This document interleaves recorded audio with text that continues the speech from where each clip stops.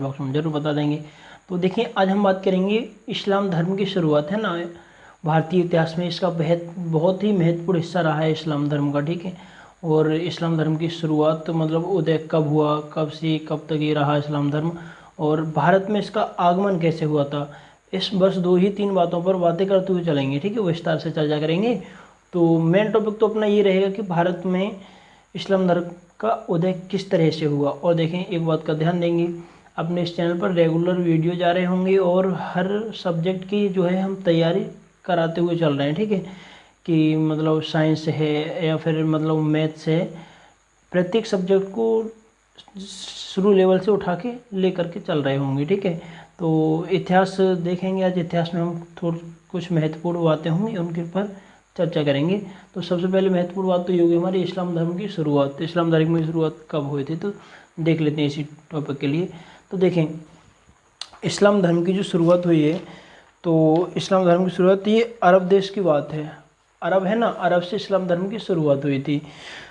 तो जहाँ एक मक्का मदीना आपने सुना होगा ना, मक्का मदीना नाम का स्थान है, वहाँ पर जो इस्लाम धर्म की स्थापना हुई थी। कब हुई थी तो सन में बता देना चाहूँगा कि 570 ईस्वी में। किसके द्वारा, देखें 570 ईस्वी में, 570 ईस्वी में एक व्यक्ति का जन्म हुआ था जिनका नाम था हजरत मोहम्मद। क्या नाम था, हजरत मोहम्मद। हजरत मोहम्मद का जन्म 570 ईस्वी पूर्व हुआ था, ठीक है। तो मोहम्मद साहब कुरैशी कबीले में रहते थे। किस में रहते थे, कबीले में। तो उस समय अरब में अनेक छोटे छोटे कबीले थे, अरब देश था ना, छोटे छोटे कबीले थे, और उन कबीलों में प्रत्येक व्यक्ति के साथ में प्रेम और सौहार्द के साथ रहना था इनका, ठीक है, किनका, इनका मोहम्मद हजरत का, हजरत मोहम्मद का, ठीक है। तो वहाँ क्या है, ये एक दूसरे से, जहाँ कबीले के लोग थे ना एक दूसरे से लड़ते रहते थे, तो ये देवी देवताओं के लिए ज़्यादा मानते थे, किसके लिए, देवी देवताओं के लिए। तो हजरत मोहम्मद इन कबीलों के बीच आपसी सौहार्द के साथ तो रहते थे, भाईचारे के साथ में। फिर हुआ ये कि ये वहाँ अपने कुछ संदेश देने लगे, लोगों के लिए जागरूक करने लगे कि ईश्वर एक है, आप सभी एक ही ईश्वर के बनाए हुए हो। तो वहाँ लोगों को इनकी बातें कुछ अच्छी ना लगी, तो लोगों ने इनके लिए पसंद नहीं किया, वहाँ से हालांकि इतना पसंद नहीं किया कि वहाँ से इनके लिए वो स्थान को छोड़कर जाना पड़ा। कहाँ पर गए फिर ये, जहाँ अभी मैं बात करूँगा इनका जन्म कहाँ हुआ था। इनका जन्म हुआ था यह है मक्का नाम का स्थान। कहाँ, मक्का, अरब में है ना, अरब में। तो वहाँ से ये मक्का को छोड़कर मदीना को चले गए। कहाँ चले गए, मदीना के लिए। राइटिंग थोड़ा दिखाई नहीं दे रहा होगा, मदीना के लिए, मदीना के लिए चले गए। मदीना में देखो 622 ईस्वी में पहुँचे ये। कब पहुँचे, 622 ईस्वी में मदीना पहुँच गई। फिर हुआ ही, देखो आपको एक बात की जानकारी और प्राप्त होगी आज, विशेष इम्पोर्टेंट। जैसे जो मुसलमान लोग होते हैं ना, अपने नाम से पहले लिखते हैं कि हाजी, है ना, हाजी विक्टन अली या हाजी मियाँ, हाजी चंदा मियाँ, अनेक तरह के नाम होते हैं वो लिखते हैं। अब मुझे ये बताइए हाजी का अर्थ क्या होता है, हाजी का अर्थ समझते हैं आप, नहीं समझते होंगे ना, रोशनी प्रकाश कम आ रहा है क्या थोड़ा,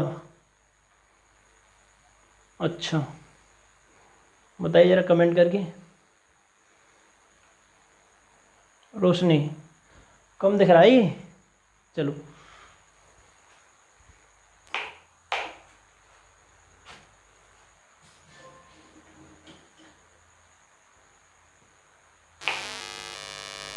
ये क्या है, अभी लाइट थोड़ी स्लो आ रही है ना, इन्वर्टर अगर ऑन कर दो उसके लिए तो ये प्रकाश ज़्यादा दिखने लगता है, अगर उसे ऑफ कर दो, अगर लाइट पर रहने दो तो लाइट की इतनी प्रकाश नहीं बन पाता है, इसलिए कम दिख रहा होगा। अब सही दिखाई दे रहा है क्या, अच्छा चलो देखें।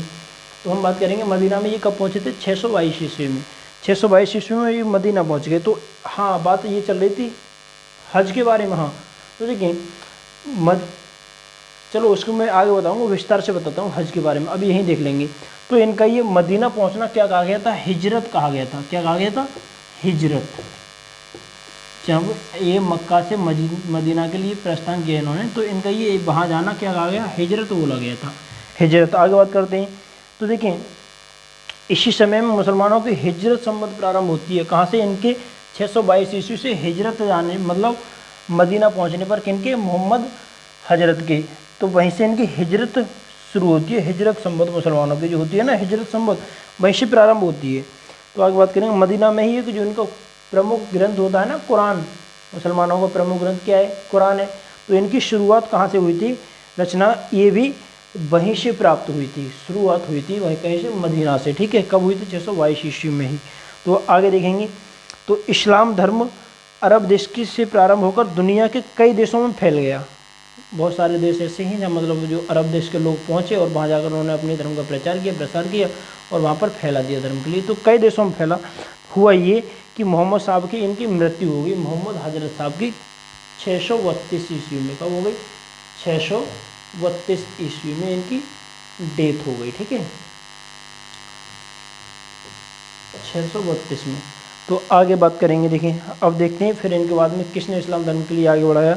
तो इस्लाम के 3 बुनियादी सिद्धांत माने जाते हैं। कौन कौन से सिद्धांत है वो, सबसे मोस्ट इम्पोर्टेंट सिद्धांत इस्लाम धर्म के प्रस्ताव की मतलब बढ़ावा देने के सिर्फ 3 माने जाते हैं। कौन कौन से, तो सबसे पहले बात करेंगे, देखें समता, क्षमता है, और अगला बिंदु है समानता, समानता। ठीक है, और नेक्स्ट बिंदु बनेगा यहाँ से बंधुत्व, भाईचारा, बंधुत्व। ठीक है, इन ये मोस्ट इम्पोर्टेंट 3 बिंदु माने जाते हैं किसके, इस्लाम धर्म के प्रचार प्रसार के। ठीक है, तो इस्लाम धर्म के लोग मानते थे कि अल्लाह एक है, ईश्वर एक है, ये मानते थे। क्योंकि इन्होंने को पहले ही बता चुके हैं ये मोहम्मद हजरत की, इन्होंने जब जो मक्का में रहते थे वहाँ इन्होंने इसका प्रसार किया कि ईश्वर एक है, सब एक ईश्वर को मानिए, सबकी पूजा करना छोड़िए। तो वहाँ लोगों को ये बात पसंद नहीं लगी। वहाँ से आकर मदीना में आकर इन्होंने फिर सब लोगों को यही शिक्षा दी कि ईश्वर एक है। वहाँ के जो मदीना के लोग थे इनकी बात को मानने लगे। फिर हुआ ये, इनकी मृत्यु हो जाती है। मृत्यु के बाद में ये 3 बातें छोड़ गए थे, समता, समानता और बंधुत्व। ये भावनाएं थी इस्लाम धर्म के उदय होने की। ठीक है, तो देखें हम सब उसके बंदे हैं, अल्लाह एक है, हम सब उसके बंदे हैं, तथा हजरत मोहम्मद अल्लाह का एक पैगाम यानी कि संदेश लाने वाले पैगंबर हैं।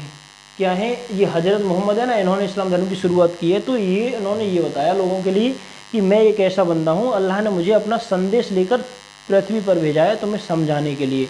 ये मानना था उन लोगों का जो इस्लाम धर्म के अनुयायी मानने वाले थे उनका। ठीक है, तो आगे यहाँ तक क्लियर हो गया, क्यों, चलिए अच्छा चलो अब आगे देखते हैं, नेक्स्ट बिंदु पर बात करेंगे। ठीक है, नेक्स्ट बिंदु हमारा बनेगा यहाँ से ये कि मोहम्मद साहब की ये शिक्षाएं, मोहम्मद हजरत जो थे ना उनकी कुछ महत्वपूर्ण शिक्षाएं हैं, वो कौन कौन सी शिक्षाएं और देख लेते हैं एक बार।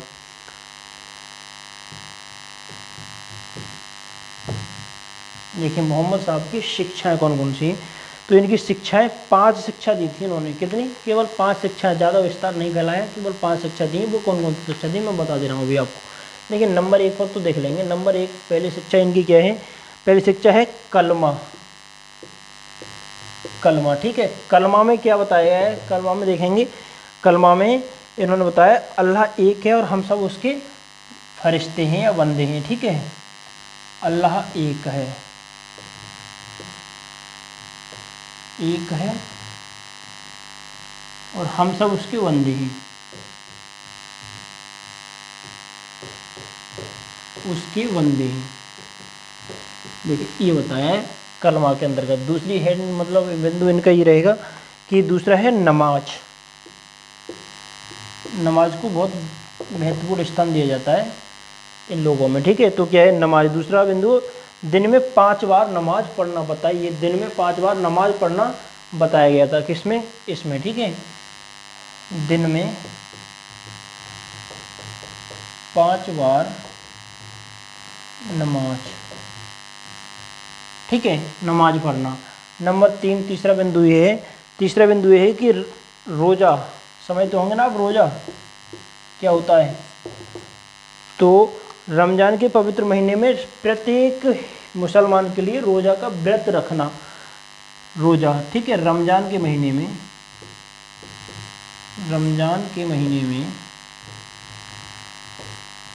में रोज़ा व्रत रखना, रोज़ा व्रत रखना। ठीक है, इनमें से आप लोग जो मुसलमान होंगे वो आप सब समझ रहे होंगे, आपके लिए तो आपके मन की बात हो रही है ना तो रमज़ान के महीने में कौन कौन रखते हैं रोज़ा व्रत? रखता है तुम में से क्या कोई? चलें देखिए, आगे बात करेंगे। 3 बिंदु हो गए, चौथा बिंदु हमारा ये रहेगा, देखें ज़कात। ज़कात, ठीक है, ज़कात क्या है? तो देखें ज़कात ये है कि अपनी ज़िंदगी में जितना भी, या महीने में या दिन में, रोज़ाना जितना भी धन कमाओ ना, इन लोगों को मानना ये था कि उसका 40वां भाग दान में खर्च कीजिए, सामाजिक कार्य में खर्च कीजिए। तो ये इनका मानना था कि या गरीबों की सहायता में खर्च कर दीजिए। किस्म अपनी आय का, ज़कात का मतलब ये था कि अपनी आय का 40वां भाग, कौन सा भाग? 40वां भाग खर्च करना। ठीक है, खर्च तो सब पूरे अपने पूरी आय खर्च कर देते हैं, लेकिन 40वां भाग खर्च करना किसके लिए बताया गया था? 40वां भाग खर्च करने के लिए बताया गया था, सामाजिक कार्य में, गरीबों की सहायता करने में, दान करने में। ठीक है, ये बताया गया कितना? 40वां भाग। ठीक है, और मोस्ट इम्पोर्टेंट बिंदु ये रहा था इनका 5वां कि हज। अभी मैं थोड़ी देर पहले बात कर रहा था ना इस बिंदु पर, हज क्या है? देखो इनका मानना ये था कि पूरे जीवन में एक बार मक्का की तीर्थ यात्रा करना। मक्का की तीर्थ यात्रा करना, मक्का मदीना जो है ना, मक्का मदीना 2 स्थान है ना, तो पूरी अपनी ज़िंदगी में सिर्फ एक बार आप मक्का की पूरी यात्रा कर लो ना, घूम लो वहाँ के लिए, तो हज माना जाएगा उसके लिए। क्या माना जाएगा? हज। ठीक है, तो अब जैसे हम किसी अपने हिंदुओं का जो पवित्र तीर्थ स्थान होते हैं वहाँ हम घूमने के लिए जाते हैं, तो तीर्थ यात्रा मानी जाती है। लेकिन इनका जो तीर्थ स्थान है एक मक्का में बहुत बड़ी मस्जिद है ना, उसके लिए क्या माना जाता है? हज माना जाता है। वहाँ जाने ना कहते नहीं हाजी विट्टन मियाँ या फिर हाजी चंदा मियाँ, बहुत सारे लोग होते हैं अपने नाम, हाजी अपने नाम के आगे वो ही लगा सकता है ना, जो वहाँ एक बार मक्का में घूम के आ गया हो वही। तुम सब नहीं लगा सकते अपने नाम के साथ हाजी की, हाजी मुझे तो तुम्हारे सब लोगों के नाम भी याद नहीं है, तो सब नहीं लगा सकते। ठीक है, सिर्फ वही लगाएंगे जो वहाँ एक बार मक्का में घूम आए अपने जीवन में। ठीक है, और एक बार जीवन में वहाँ घूम लेना बहुत एक बड़ी बात होती है। ठीक है, तो हज का मतलब क्या है? पूरे जीवन में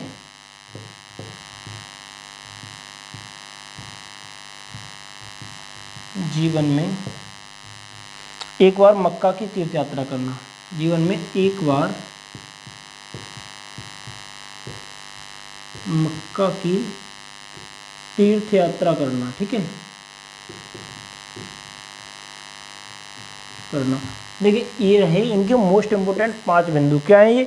मोहम्मद साहब की ये शिक्षाएँ थी। क्या थी? ये शिक्षाएँ थी, लोगों को ये शिक्षा दी थी इन्होंने। ठीक है, नोट कर लेंगे बिंदु सब, अपने नोटबुक पेन तो साथ में होंगे ना, नोट कर लें सब बच्चे। देखें अब इन क्या हुआ था, इनका जब 632 ईस्वी में इनकी मृत्यु हो गई, 632 में। ठीक है, 632 ईसा पूर्व। फिर हुआ ये, इनके बाद में शासन आ गया खलीफाओं का। खलीफा जानते हैं आप किसके लिए कहते हैं? चलो ये मिटा के मैं समझाता हूँ अच्छी तरह से। नोट नहीं हुआ है अभी, चलो फिर करना।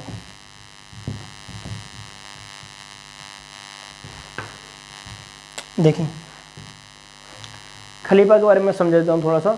खलीफा किसे थी को मोहम्मद साहब की मृत्यु के बाद में खलीफाओं का मतलब शासन बन गया। खलीफा शासन करने लगे, पहले खलीफाओं की बात मानने लगे। पहले लोग इनकी बात मानते थे, फिर खलीफाओं की बात मानने लगे। फिर हुआ था कि खलीफा पैगंबर के उत्तराधिकारी के रूप में मुस्लिम जगत के धार्मिक गुरु माने जाते थे। अपने कोई गुरु होता है ना, उसके लिए पंडित मतलब ब्राह्मण होते हैं, ज़्यादा विद्वान होता है, उसके लिए गुरु माना जाता है। लेकिन इनमें जो खलीफा होते हैं ना, खलीफाओं के लिए कोई ज़्यादा विद्वान होता था ना मुसलमानों में, उनके लिए राजनीतिक या प्रशासनिक गुरु मानते थे। ठीक है, तो इन्होंने अपना साम्राज्य कौन कौन से देश तक फैला लिया, तो मैं बता दूं। देखो ये बता दूं खलीफा किसे कहते थे। खलीफा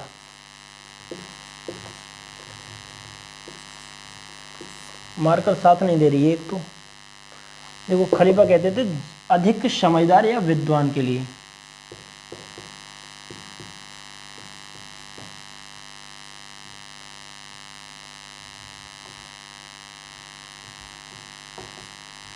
अधिक समझदार या विद्वान के लिए, विद्वान के लिए। ठीक, खलीफा कहते थे। आगे बात कर लेंगे। तो जो इनका साम्राज्य था ना, इस्लाम धर्म कहाँ कहाँ तक फैल चुका था, अब वो बात करेंगे हम कौन कौन से देश तक फैल चुका था। तो वो उस देश में बता ले रहा हूँ, थोड़ा ऐसे ही लिख देते हैं, ठीक है। तो देखो अरब में तो था ही, अरब से तो इसकी शुरुआत हुई थी, उसके बाद में ये पहुँचा, फिर उसके बाद में सीरिया में,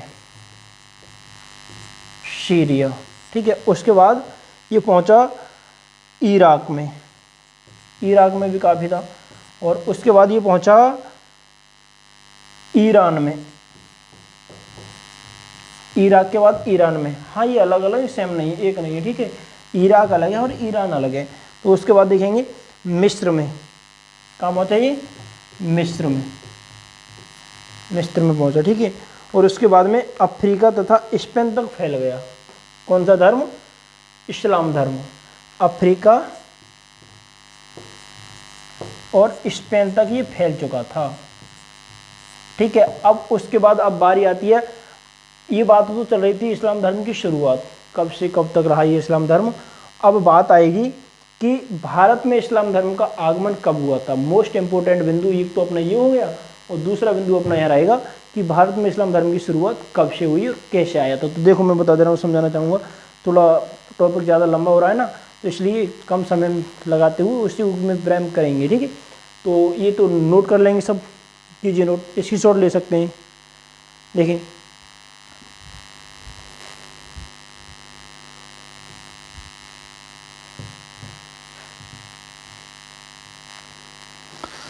तो अब बात कर लेंगे भारत में इस्लाम धर्म का उदय कैसे हुआ था।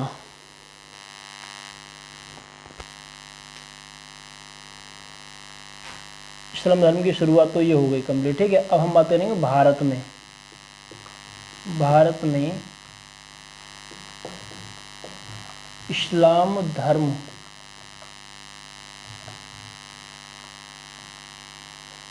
का आगमन, भारत में इस्लाम धर्म का आगमन, इसके बारे में बात करेंगे। ये बिंदु बनाते हैं अपना मोस्ट इंपोर्टेंट, ठीक है। तो देखें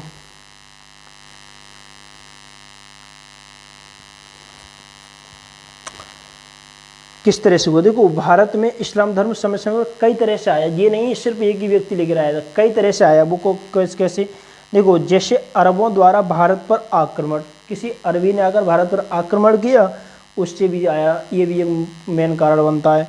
अगला है अरब व्यापारियों के माध्यम से ईरानी शरणार्थियों और सूफी संतों के आने से। अरब के कुछ सूफी संत थे, वो भारत में आकर रहने लगे, उन्होंने अपना आसपास के लोगों के लिए प्रचार प्रसार किया, उनकी वजह से भी आया। और अगला बिंदु बनेगा यहाँ से, भारत में इस्लाम धर्म के प्रसार के बहुत सारे कारण माने जाते हैं। तो पहले बिंदु पर हम बात करेंगे, पहले तो थोड़े विस्तार से देखें। अरबों का भारत पर आक्रमण, देखो भारत अरबों का पहला आक्रमण, भारत में अरबों का पहला जो आक्रमण हुआ था, अरब देश के जो लोग आए थे भारत में पहला आक्रमण किया था, वो किसके समय में किया था, तो वो किया था सन मतलब 636 ईसा पूर्व। कब किया था, 636 ईसा पूर्व, 636 ईसा पूर्व। बंद कीजिए इस मार्कर को, समझ में नहीं आ रहा कुछ इसका लिखा हुआ। आगे देखें 636 ईसा पूर्व, ये उस समय खलीफा कौन था भारत का, खलीफा मतलब इस्लाम धर्म का जो खलीफा था वो था उस समय उमर, उसका नाम था उमर, खलीफा उमर के समय में, ठीक है। तो ये आक्रमण किया गया था, थाना पश्चिमी तट पर, भारत में पश्चिमी तट पर एक थाना था, वहाँ पर इसका आक्रमण हुआ था, ठीक है। तो ये आक्रमण सफल नहीं हो सका, ये आया था आक्रमण किया, लेकिन ये बेचारा कर कुछ नहीं पाया, उल्टे पांव से भागना पड़ा। फिर हुआ ये कि इस आक्रमण से भारतीय लोग सबसे पहले इस्लाम धर्म मानने वालों के संपर्क में आए। इससे पहले कोई व्यक्ति ऐसा नहीं था जिसने आकर भारत में कुछ किया था। ये ऐसा आक्रमण था कि जो किसी अरबी ने आकर भारत पर किया, और भारत वाले लोग इस्लाम धर्म के संपर्क में पहली बार फर्स्ट टाइम इसी समय आए, ठीक है। तो उसके बाद में हुआ ये कि इसके बाद समय समय पर भारत पर अरबी जो लोग थे आक्रमण करने लगे। फिर हुआ ये कि इसमें पूर्ण सफलता मोहम्मद बिन कासिम, जो मोहम्मद बिन कासिम नाम का एक व्यक्ति था, उसने भारत पर आकर आक्रमण किया, तो उसने सफलता प्राप्त की थी भारत पर, मतलब इस्लाम धर्म को फैलाने में। किसने? मोहम्मद बिन कासिम ने। ये बिंदु बनेगा यहाँ से मोहम्मद बिन कासिम, मोहम्मद बिन कासिम, बिन कासिम। हाँ कम तो ये भी चल रही है, लेकिन ये क्या है, इधर से फैन की हवा आती है नहीं, तो ये मतलब थोड़ी देर इनको खुला रख दो ना तो ये सूख जाती हैं, इसलिए नहीं चल पाती हैं। कई मार्कर कम से कम बहुत इकट्ठी हो चुकी हैं, लेकिन सब न्यू ही है, थोड़े दिन चलती हैं और फिर बंद हो जाती हैं। कमी यही है। इंक, हाँ इंक भी डालते हैं ना, इंक डालने के बाद भी यही होता है कि 4-6 दिन चलेगी सही से, और तो क्योंकि कुछ तो ये हो जाता है कि कभी खुली खुली छोड़ देते हैं, और खुली भी ना छोड़ो ना तो यहाँ जैसे आप समझा रहे हैं तुम्हारे लिए, अभी क्या है ये खुली हुई है, तो खुली होने के साथ ही मतलब बहुत जल्दी फैन की हवा चल रहा है ना उधर, तो सूख जाती है बहुत जल्दी से। पहले कम चलेगी फिर चलना शुरू हो जाती है ना। देखिए तो मोहम्मद बिन कासिम जो व्यक्ति था वो पहली बार सफलता प्राप्त की थी भारत पर इसने, ठीक है, इस्लाम धर्म को फैलाने में। तो देखो मोहम्मद बिन कासिम ने 712 ईस्वी में सिंध के शासक, 712 ईस्वी में, ये पहला आक्रमण तो जब हुआ था 636 ईस्वी में खलीफा उमर के समय में, और फिर दूसरा हुआ था ये मोहम्मद बिन कासिम के द्वारा 712 ईस्वी में। कब हुआ था ये?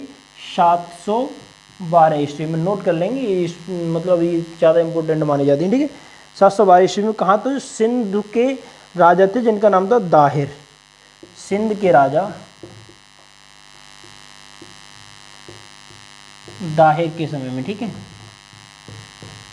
दाहिर के समय में, नोट कर लें। देखें तो उस समय हुआ था सिंध के राजा दाहिर को पराजित कर सिंध पर अरबों का राज्य स्थापित किया गया था। पहली बार अरबों का राज्य सिंध पर स्थापित हुआ था 712 ईसा पूर्व, ठीक है। तो कई अरब व्यापारी जो थे इस्लाम धर्म को मानते थे, भारत के पश्चिमी तट पर व्यापार करने आते थे, वहाँ के बंदरगाहों में। देखो अब हम बात करेंगे, हम मतलब दूसरा बिंदु पकड़ लेते हैं अभी, ठीक है, ये बात कर ली पहले बिंदु को। तो क्या था, कुछ अरब व्यापारी थे तो भारत के जो बंदरगाह है ना वहाँ पर आते थे व्यापार करने के लिए, और उन बंदरगाहों पर एक अपना छोटा सा कबीला बनाकर रहने लगे, है ना। लेकिन भारत के अंदर सबसे बड़ी मेन कमी क्या थी, जो भारत के अंदर ये प्राचीन सबसे चली आ रही है ना, अतिथि देवो भव, है ना, अतिथि देवो भव, कि अतिथि अपना देवता के समान माना जाता है भारत के अंदर। लेकिन यही एक वजह रही है कि मतलब कई लोगों ने, कई तरह के लोगों ने अगर अपने देश पर आक्रमण किया, उनके अपने लिए गुलाम बनाया कुछ समय के लिए, तो सबसे मेन कमी यही रही है कि अतिथि देवो भव, है ना, माना जाना चाहिए लेकिन हर किसी को नहीं माना जाना चाहिए। तो हुआ ये कि कुछ अरब व्यापारी भारत पर आकर मतलब अपने व्यापार करने के लिए आए, बंदरगाह पर आकर ठहरे, और बंदरगाह पर ठहरने के बाद में उन्होंने सोचा वहाँ थोड़े छोटे से कबीला बनाकर रहने लगे। जो बाहर उस क्षेत्र के भारतीय राजा थे, उन्होंने उनके लिए, जब कोई व्यक्ति अच्छा नहीं लगता ना कबीला बनाकर रहे, तो उन्होंने कहा जी अपने यहाँ व्यापारी हैं, और बड़ी इज्जत के साथ उनको बिठाया और थोड़े से धन दिया उनके लिए। धन देने के बाद में उनका मकान सा बनवाया वहाँ पर, और उनकी हर तरह से सहायता की। किसने? जो भारतीय, उस क्षेत्र का भारतीय राजा था उसने, ठीक है। सबसे मेन कमी तो मैं तो उसी की मानता हूँ, ठीक है। तो देखें, तो ये तो हो गई। अब दूसरे बिंदु क्या है? हाँ तो देखो, उन्हें घर गोदाम बनाने के लिए ज़मीन दी। किसने? उस भारतीय राजा ने। और इन व्यापारियों के प्रभाव से आसपास के लोग इस्लाम धर्म से परिचित हो गए। जो व्यापारी एक दूसरे से, व्यापार का मतलब क्या होता है? एक दूसरे से संपर्क बनता है। तो वहाँ क्या है, जब एक दूसरे से संपर्क बनेगा तो कुछ अपने धर्म के बारे में बोलेंगे, तुम अपने धर्म के बारे में बोलो, लेकिन उन पर तुम्हारा प्रभाव कम पड़ा। हालांकि भारतीय संस्कृति वर्षों से, सदियों से अजर और अमर रही है। इस भारतीय संस्कृति ने अनेक लोगों के लिए अपनी ओर खींचा है, लेकिन उन्होंने नहीं ग्रहण किया तुम्हारी इस संस्कृति के लिए इतना, जो अपना इस्लाम धर्म फैलाकर यहाँ चले गए। उनके बारे में बात करता हूँ, ठीक है। तो देखें, भारत के उत्तरी हिस्सों में इस्लाम धर्म की जानकारी कैसे मिली थी? भारत के जो अभी बात कर रही थी इधर की, है ना, अब उत्तरी हिस्सा की बात करूँ ना मैं, तो ये मिटा देते हैं।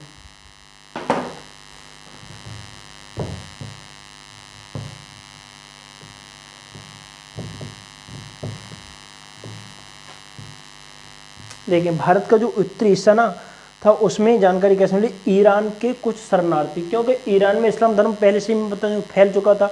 ईरान को कुछ शरणार्थी भारत में शरण लेने के लिए आए, तो उनके द्वारा ईरान के उत्तरी हिस्से में, देखो भारत के उत्तरी हिस्से में, भारत की उत्तरी हिस्से में